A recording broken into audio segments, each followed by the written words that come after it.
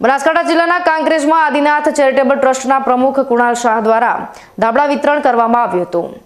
શિયાળાની કડકડતી ઠંડીમાં રક્ષણ મેળવવા માટે દરેક વ્યક્તિને ગરમ ધાબળા ખૂબ જ મહત્વની ભૂમિકા ભજવે છે। ગરીબો માટે ગરમ ધાબળા ખરીદવા ખૂબ જ મુશ્કેલ હોય છે,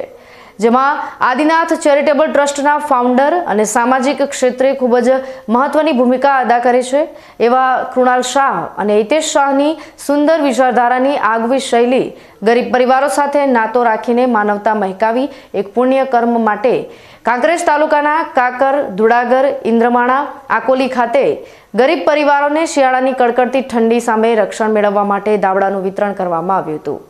જેમાં ગોપાલ સેના પ્રમુખ કેશર દેસાઈ, વિષ્ણુભા વાઘેલા અને કાંકરેજ તાલુકાના વરિષ્ઠ પત્રકાર હેમુભા વાઘેલા, ઇન્દ્રમાણા સરપંચ રમેશભાઈ પ્રજાપતિ ખાસ કરીને ઉપસ્થિત રહ્યા હતા